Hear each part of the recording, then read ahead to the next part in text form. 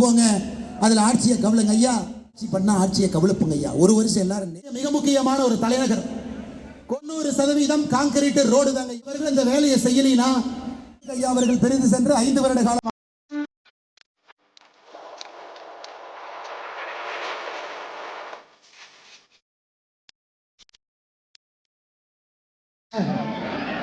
சொந்தங்களாக, சகோதரர்களாக, சகோதரிகளாக இந்த தமிழகத்தை மாற்றுவதற்கு நாங்கள் இருக்கின்றோம்.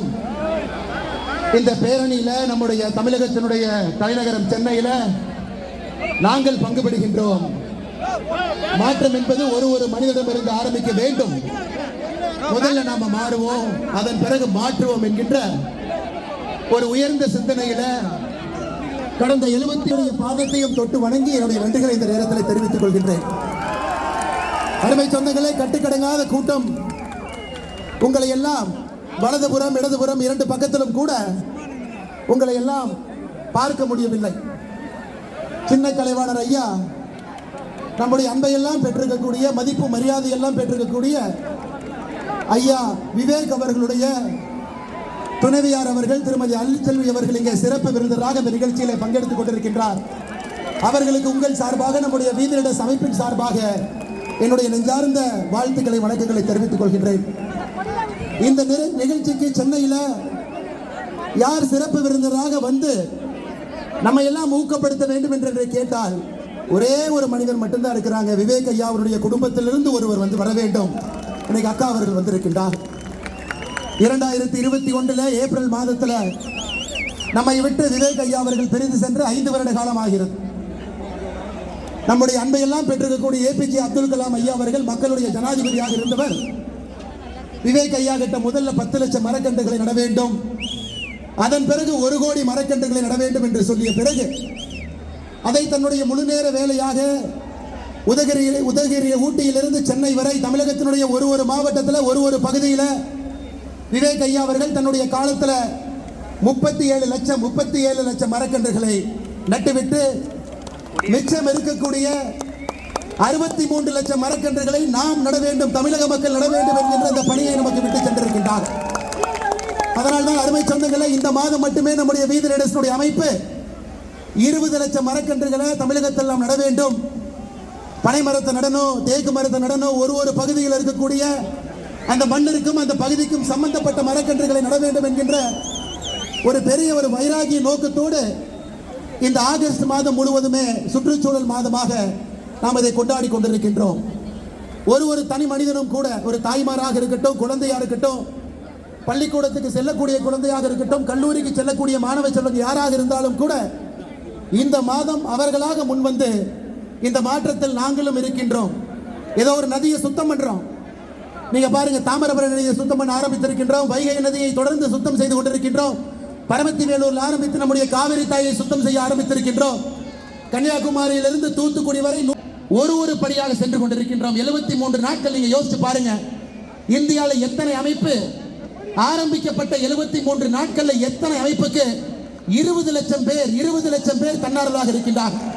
எத்தனை அமைப்பு அவர்களாக எடுக்கும் பொழுது மட்டும்தான் நிலையான அடிப்படை அரசியல் மாற்றம் நடக்கும். நிறைய பேர் சொல்றாங்க, இன்னைக்கு நாம சுற்றுச்சூழலை பற்றி பேசிக் கொண்டிருக்கின்றோம், என்னவெல்லாம் செய்யறோம் நாம பேசிக் கொண்டிருக்கின்றோம். சென்னையை பொறுத்தவரை வேகமாக வளர்ந்து வரக்கூடிய இந்தியாவுடைய மிக முக்கியமான ஒரு தலைநகர், கோடிக்கணக்கான மக்கள் வசிக்கக்கூடிய ஒரு பகுதி, கிரீன் கவர் வெஜிடேஷன் பச்சையாக இருக்கக்கூடிய பகுதி சென்னை மாநகரத்தை எடுத்துக்கிட்டீங்கன்னா 10 ஆண்டுகளுக்கு முன்பு 25%, இன்னைக்கு வெறும் 10% தாங்க. வெறும் 10% தான் சென்னையில் பச்சை இருக்கக்கூடிய கிரீன் கவர் இருக்கு. 90% கான்கிரீட் ரோடு தாங்க ஐயா இருக்கு. வீதியிட அமைப்பு நம்மை போன்றவர்கள் இந்த வேலையை செய்யலினா இன்னும் 10 ஆண்டுகள் கழித்து 5% மட்டும்தான் இருக்கும். எப்படி அந்த நகரத்தில் மக்கள் வாழ முடியும்? இதை சின்ன கலைவாணர் ஐயா விவேக் அவர்கள் பல இடத்துல பேசினான். 2 டிகிரி இன்னைக்கு பூமி வெப்பமாகிட்டு இருக்கு. குடிக்கிற தண்ணி எங்கேயும் கூட இல்ல. போர் போட்டு தண்ணி எடுத்தா கூட 1700 1400 அடி போட வேண்டியது இருக்கு. இன்னைக்கு தமிழகம் பாருங்க, இந்திய அளவில் உள்ள பூமிக்குள்ள இருக்கக்கூடிய நீரை ஒரு வருடத்திற்கு 73% உறிஞ்சி எடுக்கிறோம். கர்நாடகாவை பொறுத்தவரை 50 விமான நிலையத்துக்கு வெளியே வந்தீங்கன்னா பத்திரிகை நண்பர்கள் இருப்பாங்க. ரயில்வே ஸ்டேஷனுக்கு வெளியே வந்தால் பத்திரிகை நண்பர்கள் இருப்பாங்க. பத்திரிகை நண்பர்கள் அவங்களுடைய கடமையை செய்வதற்காக மைக்கை நீட்டுவாங்க. இன்னைக்கு அரசியல் எப்படி இருக்குன்னு நீங்க யோசிச்சு பாருங்க. எதிர்கட்சியா இருந்தா ஆளுங்கட்சி சரியில்லை, ஆளுங்கட்சியா இருந்தா எதிர்கட்சி சரியில்லை. இந்த அரசியலை பேசுவதற்கு எதற்கு அண்ணாமலை அங்க போகணுங்க ஐயா? நாம் இந்த அரசியலை செய்வோம், அடிப்படை மாற்றத்திற்கான அரசியலை செய்வோம். தமிழகத்தில் இப்பதான் இத்தனை ஆண்டு காலம் கழித்து மக்களுக்கு பிடிக்குதோ இல்லையோ ஒரு புரட்சி நடந்திருக்கு. ஒரு முதலமைச்சர் ஆட்சிக்கு வந்திருக்கிறாங்க. நான் எல்லா இடத்திலும் கூட சொல்வது, ஓராண்டு காலம் கொடுங்க, ஓராண்டு காலம் கொடுங்க. 108 எம்எல்ஏ வந்ததுல 101 எம்எல்ஏ இப்பதான் முதல் டைம் சட்டமன்றத்துக்குள்ள எட்டி பார்க்கிறாங்க. சட்டமன்றத்துக்குள்ள எட்டி பார்க்கிறாங்க, கை குழந்தையோடு வந்திருக்கின்றார். மொத்தம் 234 எம்எல்ஏல 154 பேர் முதல் முறையாக சட்டப்பேரவைக்குள்ள 2026 தேர்தலுக்கு பிறகு கால் எடுத்து வைத்திருக்கின்றார். அவர்களுக்கு நான் எல்லா இடத்திலும் சொல்வது, ஒரு வருஷம் கொடுப்போம், வேலையை செய்யட்டும். அவர்கள் வேலையை சரியாக செய்யவில்லை என்றால் முதல் குற்றச்சாட்டு வைப்பவர்கள் நாமத்தான் இருப்போம். அதில் எந்த மாற்று கருத்தும் இல்லை. ஆட்சிக்கு வந்து இன்னைக்கு 100 நாள் கூட ஆகல, செய்யட்டும், பார்ப்போம். சில விஷயங்கள் சரியா செய்யறாங்க, சில விஷயங்கள் தவறா செய்யறாங்க. தவறுகள் செய்யும் பொழுது நாம் சுட்டி காட்டுகின்றோம், அதையும் சில இடத்துல திருத்தி கொண்டிருக்கின்றார்கள். அரசு செய்யக்கூடிய வேலையை நாமும் செக் பண்ணி அவர்களுக்கு ரிப்போர்ட் கொடுக்கிறோம். டாஸ்மார்க் எத்தனை கடைகள் இன்னும் 500 மீட்டருக்குள் இருக்கு, அதையும் அரசு ஆமோதித்து நடவடிக்கை எடுக்கிறாங்க. அதை நான் நிச்சயமாக பாராட்டுகின்றேன். அது நல்ல ஒரு அரசியல் போக்கு கூடிய அரசியலா இருக்கு. அதுக்கு ஆபரேஷன் மெகாலயான்னு ஒரு பேரு. புள்ள உடிக்கிற மாதிரி 10 எம்எல்ஏ பிடிச்சிட்டு வாங்க, அவங்கள சபாநாயகரின் மீது நம்பிக்கையில்லா தீர்மானத்துக்கு கொண்டு போங்க, அதில் ஆட்சியை கவலைங்க ஐயா. தப்பா ஆட்சி பண்ணா ஆட்சியை கவலைப்புங்க ஐயா. ஒரு வருஷம் எல்லாரும் நேரம் கொடுங்க. எதற்கு காலையில் வெந்நீரை ஊற்றியது போல எல்லாம் அப்படி சுத்திக்கிட்டே இருக்கிறீங்க, வேலை செய்யட்டும். அதே போல மத்திய அரசை பொறுத்தவரை இன்னைக்கு நண்பர்களுக்கு இந்த மேடையில் நான் சில விஷயத்தை போட்டு உடைக்க விரும்புகின்றேன். இன்னைக்கு நிறைய நம்முடைய பிஜேபி நண்பர்களாக இருக்கட்டும், மாற்றுக் கட்சி நண்பர்களாக இருக்கட்டும், அண்ணாமலை இன்னும் பிஜேபி விட்டு வரலீங்க, அவர் பிஜேபி பி டீமுங்க. அவர் டெல்லி எப்படி போனார் பார்த்தீங்களா? ஜம்முன்னு போனார், 4 நாள் ரிசைன் பண்ணுறார். அமித்ஷாவை பார்த்தார், எல்லாத்தையும் பார்த்தார், ஆனால் சண்டையே போடலையே. சண்டை போட்டா தானே அவர் பிஜேபிக்கு எதிரி, சண்டையே போடலையே. அவர் மரியாதை நிமித்தமாக எல்லாத்தையும் பார்த்துட்டா, ஐயா உங்கள் வேலையில் நீங்கள் போங்க, என் வேலையில் நான் போகிறேன், எனக்கு ஒரு புது விதமான அரசியல் எண்ணம் இருக்குது, இதில் செஞ்சுக்கிறேன். அதுவும் போய் தான் அமித்ஷா அண்ணாமலையோட காதில் ஏதோ சொல்லி தமிழ்நாட்டுக்கு அனுப்பிச்சிருக்காரு.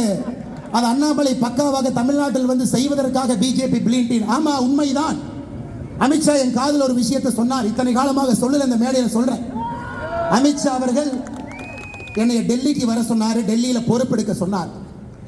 3 ஆண்டுகளுக்கு மேல டெல்லியில் வந்து இருக்க வேண்டும் என்று சொன்ன பொழுது நமக்கு அது ஒத்து வராதுங்க ஐயா, நான் தமிழ்நாட்டில் இருந்துக்கிறேன், நமக்கு அது வேண்டாம்.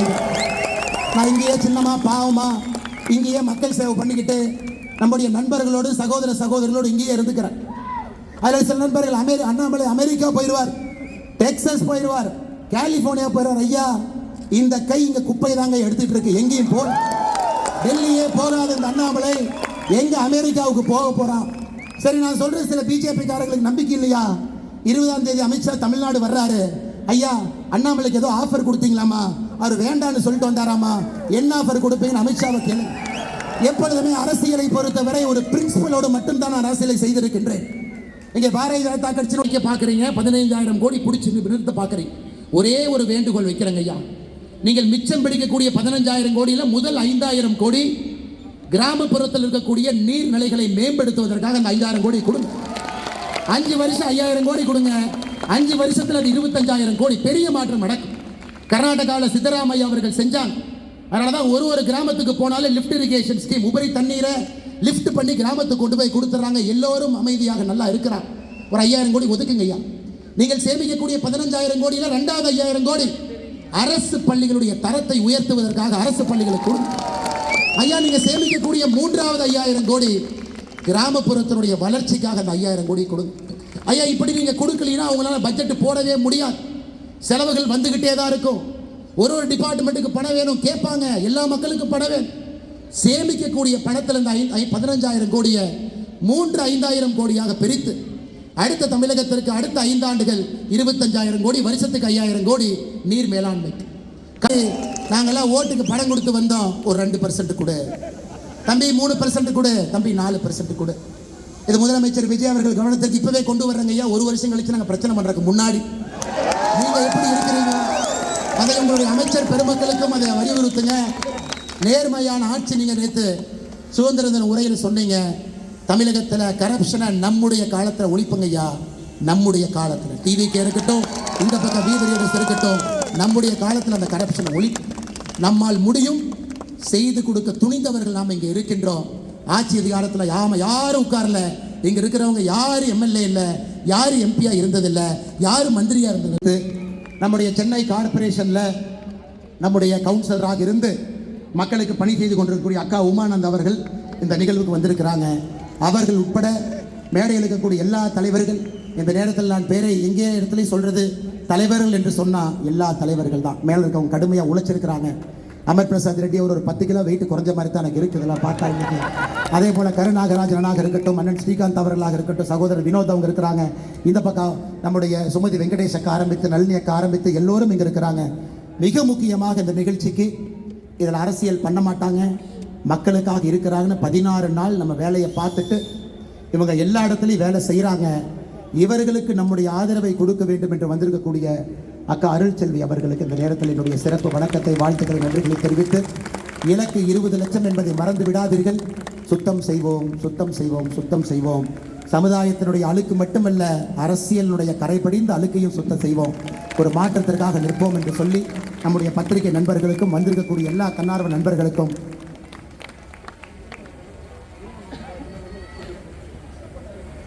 எல்லோருக்கும் இந்த நேரத்தில் நெஞ்சார்ந்த வாழ்த்துக்களை, வணக்கங்களை தெரிவித்து, ஐயா நான் பேரே சொல்லலை, ஆனால் வேலை செஞ்சவங்க முன்னாடி இருக்கிறவங்க பேரை சொல்ல வேண்டும் என்பதற்காக சொன்னேன். மேடையில் இருக்கக்கூடிய நீங்கள் எல்லோரும் என்னை விட முக்கியமானது என்பது உங்களுக்கு தெரியும். ஏன்னா அந்த நிகழ்ச்சி நீங்கள் எல்லோரும் சேர்ந்து நடத்தது. நான் இதில் வெறும் பார்வையாளராக மட்டும்தான் அந்த 1/2 மணி நேரம் வந்திருக்கு. இந்த நிகழ்ச்சி செஞ்சதெல்லாம் நீங்கள் கஷ்டப்பட்டவங்கெல்லாம் பின்னாடி இருக்கிறீங்க, விடிய விடிய உழைச்சவங்க பின்னாடி இருக்கிறீங்க.